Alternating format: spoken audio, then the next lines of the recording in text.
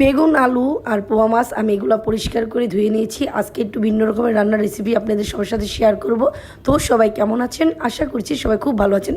তো প্রথমে আমি দিয়ে দিচ্ছি আদা বাটা 1 চামচের মতন, মরিচের গুঁড়া 1 চামচের মতন, ধনিয়ার গুঁড়া 1 চামচ, হলুদের গুঁড়া 1 চামচ, পরিমাণ মতন লবণ দিয়ে দিচ্ছি। আর এখন এটাকে ভালো মতন হাতে খুব সুন্দর মতন মেখে নেব। আর এখানে কিন্তু আমি আজকে তেল আর পেঁয়াজটা ব্যবহার করব না, এটা আমি একটু পরে ব্যবহার করব। তো যাই হোক, মাখার কাজটা খুব সুন্দর মতন হয়ে গিয়েছে। এখন আমি দিয়ে দিচ্ছি কিছুটা পানি। তো পানিটা আমি এখন দিয়ে রাখছি, পরিমাণ হলে পরে দিব। আর এখন আমি দিয়ে দিচ্ছি কড়াইতে পরিমাণ মতন তেল আর পেঁয়াজটা। তো এটাকে এখন আমি একটু সময় নিয়ে ভালো মতন বাদামি কালার করে, মানে একটু গোল্ডেন কালার করে ভেজে নেব।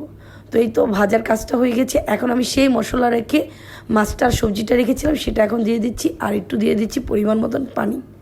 তো এটা দিয়ে এখন আমি একটু ভালো মতন নাড়াচাড়া দিয়ে এটাকে এখন আমি কিছুক্ষণের জন্য মানে ঢেকে রান্না করব। তার আগে দিয়ে দিচ্ছি কিছুটা কাঁচামরিচ। তো এই তো হয়ে গেছে, এখন ঢেকে দিলাম। আর এই তো কত সুন্দর মতন বলকটা চলে এসেছে, দেখতে পাচ্ছেন। এখন আমি নামানোর আগ দিয়ে কিছু ধনিয়া কুচি এখানে দিয়ে দিব।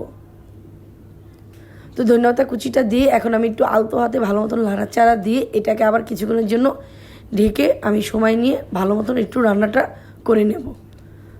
তো এই তো দিয়ে দিলাম ঢেকে।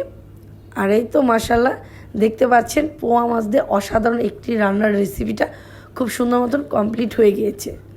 তো কারা কারা আছেন যে এভাবে আমার মতন একটু ভিন্ন রকম করে রান্না করে খেয়েছেন? যদি না খেয়ে থাকেন, আজকের রান্নার রেসিপিটা সম্পূর্ণ আপনাদের সবার জন্য।